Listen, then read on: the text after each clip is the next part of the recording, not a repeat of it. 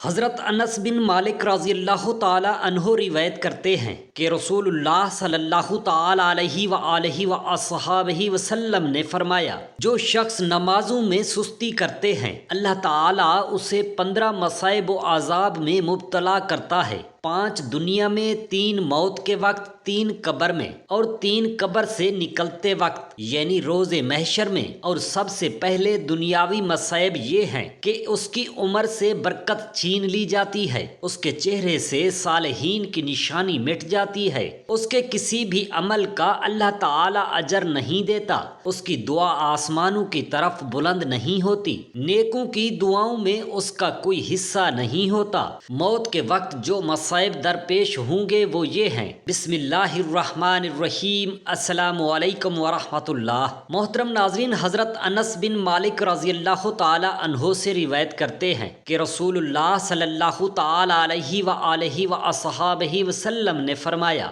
اللہ تعالی نے دین کی جس چیز کو سب سے پہلے لوگوں پر فرض کیا وہ نماز ہے، اور جو چیز سب سے آخر میں باقی رہے گی وہ بھی نماز ہے، اور سب سے پہلے جس چیز کا حساب لیا جائے گا وہ بھی نماز ہے۔ اللہ تعالیٰ فرمائے گا، میرے بندوں کی نمازوں کو دیکھو، اگر وہ مکمل ہوں تو مکمل لکھ دی جائیں گی، اور اگر وہ ناقص ہوں تو اللہ تعالیٰ فرمائے گا، دیکھو اس کے نوافل ہیں، اگر اس کے نوافل ہوں گے تو فرائض کی کمی نوافل سے پوری کر دی جائے گی۔ پھر فرمائے گا، دیکھو اس کی زکوٰۃ پوری ہے، اگر زکوٰۃ پوری ہو تو پوری لکھ دی جائے گی، اور اگر ناقص ہو تو اللہ تعالیٰ فرمائے گا، دیکھو اس نے کوئی صدقہ کیا ہے، اگر اس نے صدقہ کیا ہوگا تو اس صدقہ سے اس کی زکوٰۃ پوری کر دی جائے گی۔ امام طبرانی نے حضرت انس رضی اللہ تعالی عنہ سے روایت کیا ہے کہ نبی کریم صلی اللہ تعالی علیہ وآلہ وسلم نے فرمایا،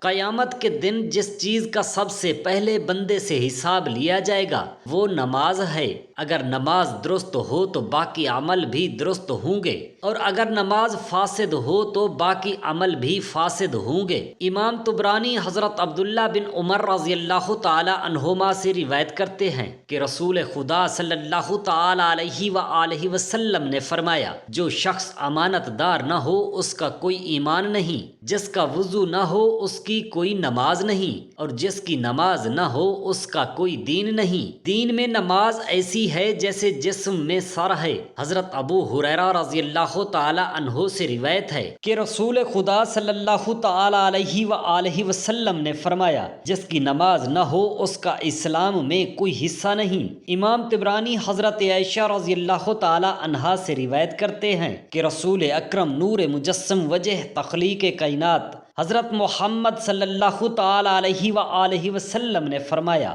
قیامت کے دن جو شخص 5 نمازیں لے کر آیا جن کے وضو، ان کے اوقات اور ان کے رکوع اور سجود کی اس نے حفاظت کی ہوئی ہو، اس شخص کے ساتھ اللہ سبحانہ و تعالی کا عہد ہے کہ وہ اس کو عذاب نہیں دے گا، اور جس نے ان میں سے کسی چیز میں کمی کی اس کے ساتھ اللہ سبحانہ و تعالی کا کوئی عہد نہیں ہے، اگر اللہ چاہے تو اس پر رحم فرمائے اور چاہے تو اس کو عذاب دے۔ امام طبرانی حضرت انس رضی اللہ تعالی عنہ سے روایت کرتے ہیں کہ نبی کریم صلی اللہ تعالی علیہ وآلہ وسلم نے فرمایا، جس نے 3 چیزوں کی حفاظت کی وہ یقیناً اللہ کا ولی ہے، اور جس نے ان کو ضائع کیا وہ یقیناً اللہ کا دشمن ہے، نماز، روزہ اور جنابت۔ حضرت انس بن مالک رضی اللہ تعالی عنہ روایت کرتے ہیں کہ رسول اللہ صلی اللہ تعالی علیہ وآلہ وسلم نے فرمایا، جس شخص نے اپنے وقت میں نماز پڑھی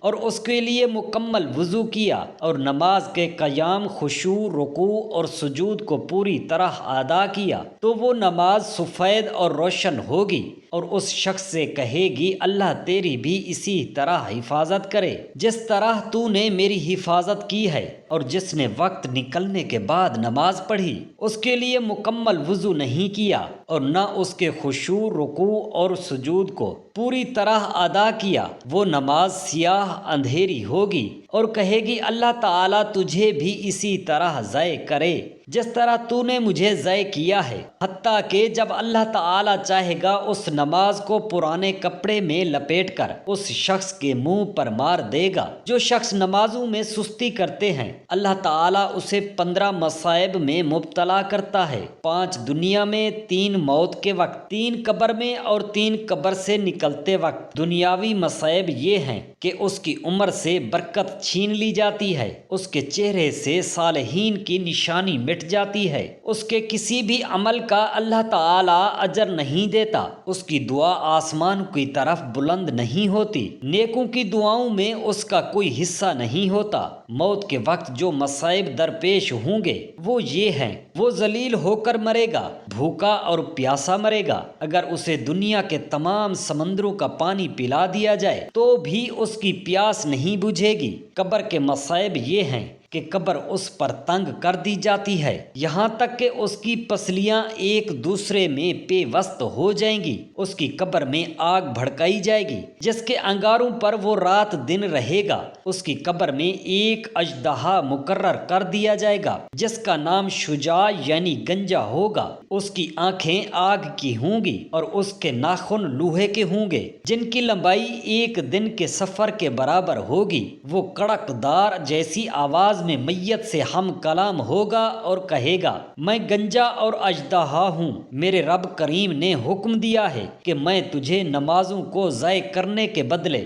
صبح سے شام تک ڈستا رہوں، صبح کی نماز کے لیے سورج نکلنے تک، نماز ظہر کو ضائع کرنے پر تجھے ظہر سے عصر تک، عصر کی نماز کے لیے مغرب تک، مغرب کی نماز کے ضائع کرنے پر عشاء اور نماز عشاء کے ضائع کرنے کی وجہ سے تجھے صبح تک ڈستا رہوں گا۔ جب وہ اژدہا اس میت کو ڈسے گا وہ 70 ہاتھ زمین میں دھنس جائے گا اور قیامت تک اسی طرح اس کو عذاب ہوتا رہے گا، اور جو مصائب اسے قبر سے نکلتے ہوئے حشر کے میدان میں جھیلنے ہوں گے وہ یہ ہیں، سخت حساب و کتاب، رب تعالیٰ کی ناراضگی اور جہنم میں داخلہ۔ امام بخاری، امام مسلم اور امام نسائی حضرت ابو ایوب انصاری رضی اللہ تعالی عنہ سے روایت کرتے ہیں کہ ایک شخص نے نبی پاک صلی اللہ تعالی علیہ وآلہ وسلم کے پاس آ کر عرض کیا، مجھے کوئی ایسا عمل بتائیے جو مجھے جنت کے قریب اور دوزخ سے دور کر دے۔ تو آپ صلی اللہ تعالی علیہ وآلہ وسلم نے فرمایا، اللہ تعالی کی عبادت کیا کرو اور اس کے ساتھ کسی اور کو شریک نہ کرو، نماز قائم کرو اور زکوٰۃ ادا کرو اور رشتہ داروں سے نیک سلوک کیا کرو۔ جب وہ شخص چلا گیا تو آپ صلی اللہ تعالی علیہ وآلہ وسلم نے فرمایا، اگر اس شخص نے اس پر عمل کیا تو جنت میں داخل ہو جائے گا۔ حضرت اولا بن عبد الرحمن رضی اللہ تعالی عنہ بیان کرتے ہیں کہ وہ بصرہ میں حضرت انس بن مالک رضی اللہ تعالی عنہ کے گھر گئے، جب وہ ظہر کی نماز پڑھ کر فارغ ہو گئے تھے، ان کا گھر مسجد کے ساتھ تھا۔ جب ہم ان کے پاس پہنچے تو انہوں نے پوچھا، کیا تم نے عصر کی نماز پڑھ لی ہے؟ ہم نے کہا، ابھی ظہر کی نماز پڑھ کر فارغ ہوئے ہیں۔ انہوں نے کہا، عصر کی نماز پڑھو۔ ہم نے کھڑے ہو کر نماز پڑھی۔ جب ہم فارغ ہوئے تو حضرت انس رضی اللہ تعالی عنہ نے کہا، میں نے رسول پاک صلی اللہ تعالی علیہ وآلہ وسلم کو یہ فرماتے ہوئے سنا ہے، اتنی تاخیر کرنا منافق کی نماز ہے۔ وہ بیٹھ کر سورج کو دیکھتا رہتا ہے حتیٰ کہ جس وقت سورج 2 سینگوں کے درمیان ہوتا ہے تو کھڑے ہو کر 4 ٹھونکے مارتا ہے اور اس میں اللہ تعالی کا ذکر کم کرتا ہے۔ حدیث شریف حضرت معاذ بن جبل رضی اللہ تعالی عنہ بیان کرتے ہیں کہ میں نبی پاک صلی اللہ تعالی علیہ وآلہ وسلم کے ساتھ ایک سفر میں شریک تھا۔ میں سفر کرتے ہوئے آپ صلی اللہ تعالی علیہ وآلہ وسلم کے بہت قریب ہو گیا۔ میں نے عرض کیا، یا رسول اللہ صلی اللہ تعالی علیہ وآلہ وسلم، مجھے ایسا عمل بتائیے جو مجھے جنت میں داخل کر دے اور مجھ کو دوزخ سے دور کر دے۔ آپ صلی اللہ تعالی علیہ وآلہ وسلم نے فرمایا، تم نے مجھ سے بہت عظیم چیز کے متعلق سوال کیا ہے، اور یہ چیز اس پر آسان ہوگی جس کے لیے اللہ تعالیٰ اس کو آسان کر دے گا۔ تم اللہ تعالیٰ کی عبادت کیا کرو اور اس کے ساتھ کسی اور کو شریک نہ بناؤ، اور نماز قائم رکھو اور زکوٰۃ ادا کرتے رہو، اور رمضان المبارک کے روزے رکھو، اور بیت اللہ کا حج کیا کرو۔ پھر فرمایا، کیا میں تم کو خیر کے دروازوں کی رہنمائی نہ کروں؟ روزہ ڈھال ہے اور صدقہ اسی طرح گناہوں کو مٹا دیتا ہے جس طرح پانی آگ کو بجھا دیتا ہے، اور آدھی رات کو اٹھ کر آدمی کا نماز پڑھنا۔ پھر آپ صلی اللہ تعالی علیہ وآلہ وسلم نے یہ آیت کریمہ تلاوت فرمائی۔ ترجمہ: ان کی کروٹیں جدا ہوتی ہیں خوابگاہوں سے۔ پھر فرمایا، تمام کاموں کا سردار اسلام ہے، اور اس کا ستون نماز ہے، اور اس کے کوہان کی بلندی جہاد ہے۔ پھر فرمایا، کیا میں تم کو اس چیز کی خبر نہ دوں جس پر ان تمام چیزوں کا دار و مدار ہے؟ میں نے عرض کیا، کیوں نہیں؟ پھر اللہ کے نبی حضرت محمد صلی اللہ تعالی علیہ وآلہ وسلم نے اپنی زبان مبارک کو پکڑ کر فرمایا، اس کو قابو میں رکھو۔ میں نے عرض کیا، اے اللہ کے آخری نبی، ہم جو کچھ باتیں کرتے ہیں کیا ان پر ہماری گرفت کی جائے گی؟ آپ صلی اللہ تعالی علیہ وآلہ وسلم نے فرمایا، اے معاذ رضی اللہ تعالی عنہ، تم پر تمہاری ماں روئے۔ جو چیز لوگوں کو دوزخ میں منہ کے بل یا نتنوں کے بل گرائے گی وہ ان کی زبانوں کی کاٹی ہوئی فصل ہی تو ہے۔ جب انسان خضوع اور خشوع کے ساتھ اس طرح نماز پڑھے گا کہ اس کا رب اس کو دیکھ رہا ہے، اور ہر روز 5 مرتبہ اس طرح نماز پڑھے گا کہ اس کا رب اس کو دیکھ رہا ہے، تو اس کو ہر وقت خیال رہے گا کہ وہ اپنے رب کریم کے سامنے ہے اور اس کا رب اس کو دیکھ رہا ہے، اور عین حالت میں بھی اس کو یہ خیال آئے گا کہ اس کا رب رحیم اس کو دیکھ رہا ہے، تو پھر وہ اس معصیت سے باز آ جائے گا۔ معصیت کے ارتکاب کی یہی وجہ ہوتی ہے کہ انسان اپنے رب کریم سے غافل ہو جاتا ہے،